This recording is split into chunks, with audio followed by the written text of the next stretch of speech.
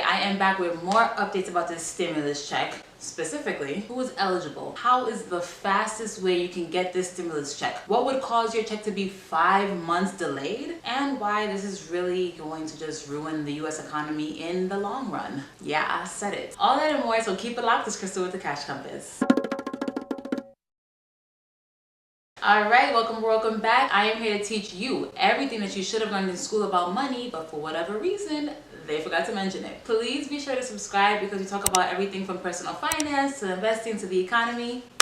And then get right into it. Alright, when are you getting your check? They say checks will be going out April 13th. However, they have done this in the past, like I told you in my other videos. They did this back in 2008 and it actually ended up taking a couple of months. So I wouldn't hold so tight onto that date of April 13th. These checks will be sent automatically. You do not have to do anything for the most part. There are some exceptions, which I will get into. But basically, if you filed your 2019 taxes, whatever bank information that you use, they will just send it directly there.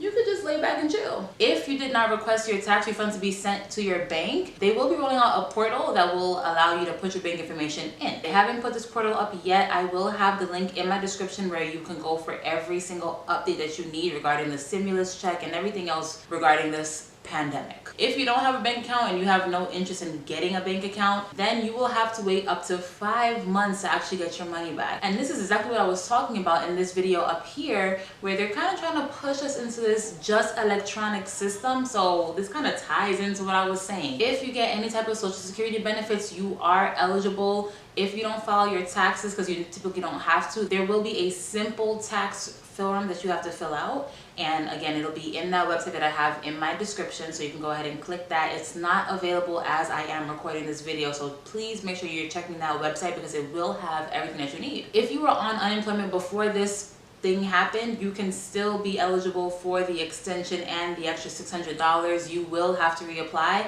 and you do have to check with your individual state unemployment website. I think that covers all the questions that I had in my last video because there was so many people asking those frequent questions, so I did want to cover that. Now, how will this ruin your life? The long-term effects of this can be absolutely catastrophic. It'll make your $1,200 seem like a nickel on the floor, okay? No lie. We have fiat currency, which has literally been designed to fail. I will be having a video coming up going in depth about money and where it's from, so please be sure to subscribe because that's coming and it'll give you a much better understanding of our money system. But to keep it short and sweet in this video, we have fiat currencies. All fiat currencies fail and US will not be an exception. I know we tend to think that we're like, you know, high and mighty, but people get humbled real quick. When we have excess cash going into the economy, it tends to create inflation.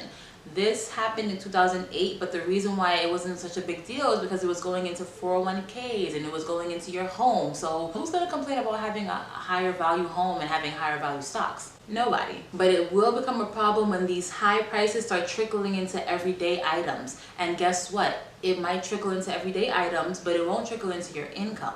You won't see dramatic pay rises, but you will see dramatic increases in food, especially right now where everybody's rushing to the supermarket and buying weeks worth of food. And this is not far-fetched. This has happened before. It has happened in multiple countries. Venezuela is like the most recent example I can think of. When you see governments and central banks starting to print money out of control. And understand that this $2 trillion plan has potential to grow into $6 trillion. I think there has been some kind of confusion going back and forth between these numbers, but let me explain. First, it's important to understand that the Federal Reserve and our federal government are two separate things. The Federal Reserve is not federal. It is a private company printing our money. There was a clause in the stimulus package where Treasury has been given anywhere from like $450 to $500 billion to invest back into these companies and whatever else they need to do to stimulate the economy. But what they forgot to mention, conveniently, is that they're going to turn this $450 billion into $4.5 trillion. How can they do that? Think about it this way. When you go to get a home, you put down what they call a down payment, right? And that's basically your skin in the game because the bank doesn't want to give you all the money. They want you to have some money in there too. So they won't give you a 100% loan in most cases, right? So normally you'll put down 3.5%, 10%, 20%, whatever, and then they will cover the rest. It's the same idea in a way with this stimulus package. Federal government and the US Treasury has teamed up, joined forces to save us, okay? And what they're doing is our tax dollars are going into this pot as a down payment, kind of as like a reserve in a way. But you can actually loan against that, right? So when you get a house, you might put down $30,000, but it's to get into a $300,000 house. So it's the same idea. You didn't have $300,000, but it's leverage. You put in your 30, you get 300,000. We're gonna put in our 450 or our 500 billion, and they're going to make that trillions of dollars, because they're going to do some funny math and say, okay, we have this billions of dollars, okay? We're gonna go ahead and give it to corporations and whoever we feel like. We're gonna buy bonds, we're gonna buy stocks potentially. They will do that, trust me. And we think that we'll only lose maybe about 10%. So you'll loan this money out or you'll buy stocks, and they think worst case, they might lose 10% of the money. So basically all the money that we're putting in is the potential losses, okay? So when the government, our US government, our US Treasury takes that 400 or 500 billion dollars and puts it into this entity, that money right there is what they consider to be the potential losses. So we will absorb those losses, and they will go ahead and 10x that money, loan it out to everybody else and say, okay, worst case, we will lose 10% of this money. But good thing that we have these great old tax-paying citizens, and they will cover those losses and kind of prop up all these corporations and whoever else they decide to help. And note that 4 trillion is the starting point, but they are the ones doing the math. So what stops them from saying, okay, we might lose 10%, but what if we only lose 5%?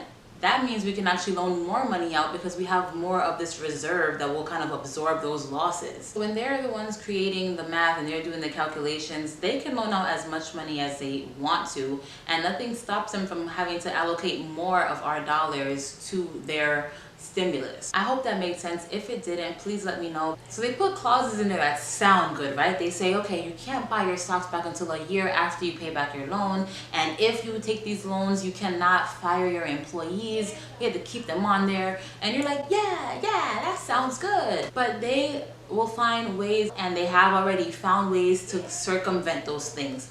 All this causes is for people to get fired quicker. So if you're telling me I can't fire people once I get this loan, I'm gonna just fire them before the loan. And then that way I don't have to keep them on. And if I can't buy stocks back, I'll do my stock buybacks now before I take out the loan. They'll find ways around this, okay? So these things sound good. They're supposed to give you the warm and fuzzies, but they find a way to finesse the system time after time, and they always will. So all in all, it's important to just take a deeper look behind what they're telling you. They will give you extremely surface level information, but it is your job and my job, because I'm obviously doing it and presenting it to you guys, to take a deeper look and actually get the real facts out there, because there are things that's going on that will absolutely smack this world up, okay? Once they have all these trillions of dollars in the system, it's going to be all this money chasing the same amount of goods and services. So you will see things increasing. It just has to happen. Where does the money go? The money has to go somewhere. So once it goes into the real estate market, once it goes into the stock market, once it goes into the CEO's pockets, it will end up in our goods, what we're buying every single day, and it'll affect us, and we won't really see the pay to match that. So what can you do? You just make sure that you're evaluating what you're doing with your money. I will be having a video talking about cryptocurrencies and gold and all of that. So please subscribe, because I will have a lot of content out that will help you kind of navigate through the thought process of what should you do with your money. Alright, that will do it. If you like this video, then please like this video. Share it with your friends, share it with your mama. And if you have nothing else to do, you know what the business is. Please binge watch me. And until next time, keep your money up.